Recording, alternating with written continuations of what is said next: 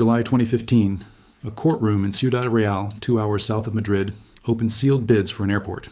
Not a hangar, a full international airport, a runway long enough to land an Airbus A380, a terminal built for 2.5 million passengers a year. Construction cost, roughly 1 billion euros. One bid arrives from a Chinese investment group, 10,000 euros.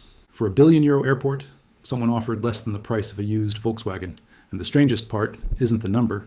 The strangest part is that today, right now, Brussels calls this same country the star economy of Europe, fastest growth of any major rich nation. 2 years running. Both things are true. And the number that connects them is one you will never hear in the celebration coverage. Start with what the headlines say, because the headlines aren't lying. Spain's economy grew 3.2% in 2024, around 2.9% in 2025. Germany was shrinking. France was paralyzed. In December 2024, The Economist ranked Spain the best performing economy in the entire rich world.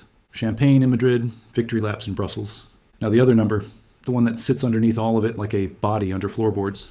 In 2006, Spain's GDP per person stood at roughly 105% of the European Union average. Spaniards were, on paper, richer than the average European. Today, that figure sits at around 92%. 2 decades of headlines, bailouts, recoveries, and record-breaking growth, and the average Spaniard slid from above the European average to well below it, behind not just Germany and the Netherlands, but drifting within reach of countries Spain used to send development aid to. How does an economy win every growth trophy while its people get relatively poorer? Watch the mechanism, because it's elegant. Spain's population jumped past 49 million, growing by roughly 500,000 people a year, almost entirely through immigration. More people means more total output, more waiters, more delivery drivers, more construction hands, more consumption. The national pie grows. Headline GDP applauds. But slice that pie per person and the magic evaporates. The OECD's own 2025 survey of Spain says it in dry economist language. Income convergence with peer countries requires productivity growth Spain doesn't have. Translation, the boom is made of more hours worked by more bodies, not more value per hour. 94 million tourists a year need beds made and drinks poured. That's growth? It's just growth that pays 1,200 euros a month. An economy can expand, and its citizens can sink simultaneously. Spain is running the cleanest demonstration of that on Earth. And once you see the trick, you'll notice something darker. This outcome isn't an accident Spain is trying to fix. It's an arrangement, one with beneficiaries. To understand who they are, you have to go back to the wreckage that airport came from, and what Spain actually did with it. Because the official story says Spain cleaned up after 2008. The truth is, Spain never cleaned up anything. It changed the name on the invoice. Before that, one thing straight. YouTube has demonetized this channel. The material here isn't advertiser friendly, and instead of sanding it down until it's safe enough to sell shampoo against, I'm doubling down. The raw, unfiltered, in-depth finance videos now live on Patreon. Click the link in the description and join me on Patreon. You'll be funding the version of this channel they'd prefer didn't exist. Now, about that invoice, because the name they moved it to might be yours. In 2006, Spain started construction on more new homes than Germany, France, and the United Kingdom combined. One mid-sized country, outbuilding the 3 largest economies of Europe put together. Construction swallowed roughly 13% of all Spanish jobs. Teenagers dropped out of school at 16 because a bricklayer earned more than a teacher. South of Madrid, in a dusty town called Cesena, a developer nicknamed El Puchero, the sewer man because that's where he started, was personally building a city of 13,500 apartments in the middle of nowhere. No trains, barely any water rights. It didn't matter. Prices only went up. Until 2008, when they went down 37% and kept falling for 6 years. Everyone knows that part. Here's the part that got buried under the recovery headlines. When Bankia, a Frankenstein bank stitched together from 7 collapsing regional savings banks, imploded in 2012, Spain took a 100 billion euro European credit line and injected tens of billions directly into its banking system. The Bank of Spain itself has since admitted, in its own reports, that of the roughly 66 billion euros of public money pumped into the banks, the overwhelming majority, well over 50 billion euros, will never be recovered, not delayed, gone. Then came the quieter move. Spain created Sareb, a so-called bad bank, and stuffed it with about 50 billion euros of toxic property assets. The ghost towns, the half-built towers, the loans against olive groves rezoned as urban land. For nearly a decade, Sareb's debt sat in an accounting shadow, technically not government debt. In 2021, Eurostat ended the fiction and forced roughly 35 billion euros of it onto Spain's public books overnight. Follow the arithmetic across the whole arc. Spanish public debt in 2007, about 36% of GDP. Today, hovering around 100%. The private gambling debts of developers and bankers were converted piece by legal piece into public debt, serviced by the taxes of people who were in secondary school when El Pocaro was pouring concrete. Spain has run this exact play before. In 1836, a finance minister named Mendizábal confiscated the vast land holdings of the Spanish church, supposedly to create a nation of small farmers and pay down state debt. The land was auctioned in lots so large that only the already wealthy could bid. The aristocracy and the new merchant class absorbed almost everything. The landless stayed landless. The debt barely moved. Historians still cite it as the moment Spain's inequality was cast in iron for a century. A crisis in Spain has never been a reset. It's a transfer window. Assets move upward, liabilities move downward, and the paperwork calls it reform, which raises the obvious question. Fine, the debt landed on the young, but at least the recovery gave them jobs, right? The unemployment numbers have been falling for years. Look closely at how they made those numbers fall, because this is where the story stops being about the past. At the worst point, in 2013, Spanish youth unemployment hit 55.5%. More than half of everyone under 25 who wanted work couldn't find it. Today, the official rate is around 23.5%. Progress. Also still roughly the worst in the European Union. 437,000 unemployed young Spaniards as of early 2026, in a continent where the youth average is 15%. But progress. Except a chunk of that progress is a filing trick. In December 2021, Spain passed a labor reform to kill its addiction to temporary contracts. For decades, around 1 in 4 Spanish workers lived contract to contract, some signing a new one every few weeks. After the reform, the temporary rate collapsed. International praise rolled in. What actually happened is that millions of workers were shifted onto a contract called fijo discontinuo, permanently hired, intermittently working. A hotel worker employed 8 months a year is now permanent, and during the 4 months she isn't working and isn't being paid, she does not appear in the registered unemployment count. Economists at FIDEA and several unions have estimated the number of people sitting in that statistical limbo at various points in the hundreds of thousands.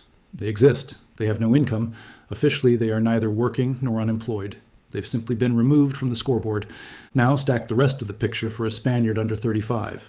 The word milerista, someone earning €1,000 a month, was coined in a letter to El País in 2005 as a complaint about how little young graduates earned. 20 years and 2 economic booms later, adjusted for what money actually buys, the average Spanish salary purchases roughly what it did in 2008. The complaint became the aspiration. Meanwhile, the asset they were supposed to buy ran away. Rents in Madrid and Barcelona have risen on the order of 80% in a decade. Home ownership among Spaniards under 35 has collapsed from around 70% before the crisis to barely a third. And the average Spaniard now leaves their parents' home at 30.4 years old, the oldest in Western Europe, 4 years later than the EU average. Sit with what that one statistic contains. 30.5 years old. It's not a lifestyle choice. It's a settlement price. It is what wages that froze in 2008 plus rents that doubled, plus contracts that flicker on and off actually add up to, expressed in years of your life spent in your childhood bedroom. And here's the reframe that changes the whole shape of this video.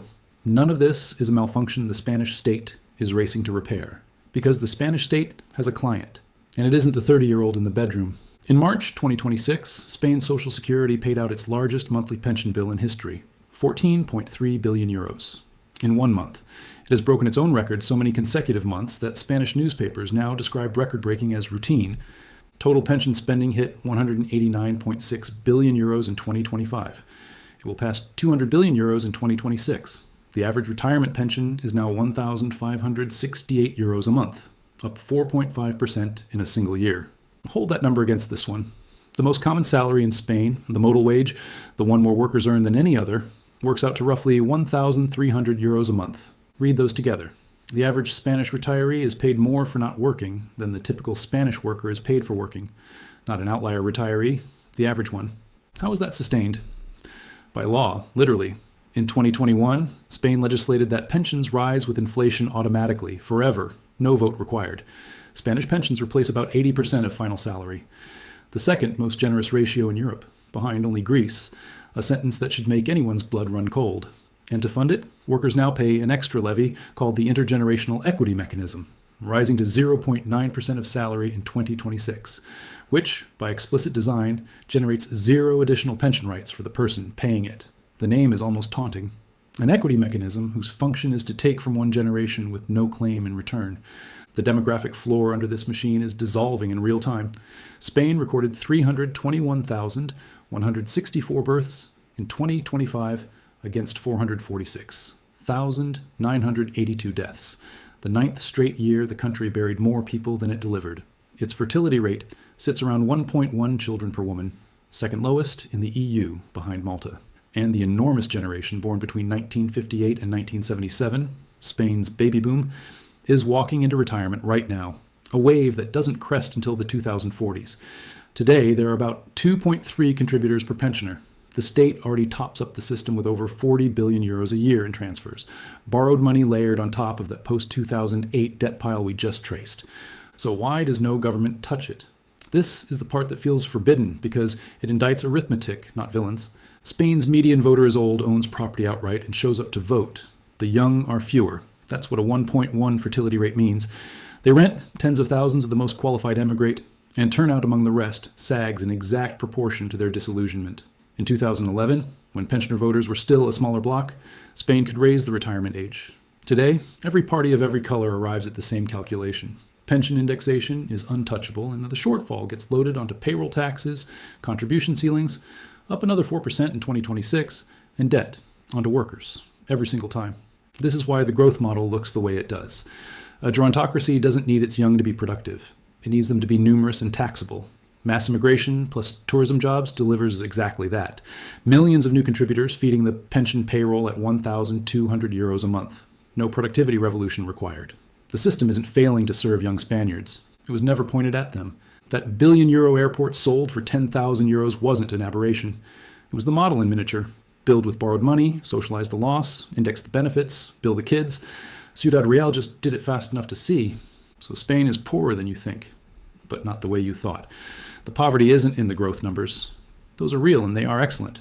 The poverty is per person, per hour, per generation, hidden precisely where headline GDP never looks. Carry one instrument out of this video. Whenever anyone tells you an economy is booming, ask per capita for whom and index to whom. Spain's answer is per capita for nobody under 40, indexed to everybody over 65. And before you file this under Mediterranean problems, check your own country's pension math, your own median voter's age, your own under 35 home ownership curve. Spain isn't Europe's exception. Spain is Europe's preview, arriving early. If what you just heard rearranged something in your head, understand, this is only what I'm able to show you publicly. YouTube demonetized this channel because truths like these don't sit well next to ads, and my answer is to go deeper, not quieter. The raw, unfiltered, in-depth finance videos are on Patreon for the people who'd rather see the machine than be fed by it. Click the link in the description and join me on Patreon. Most viewers scrolled away 20 minutes ago. You didn't. That tells me which side of the ledger you want to be on.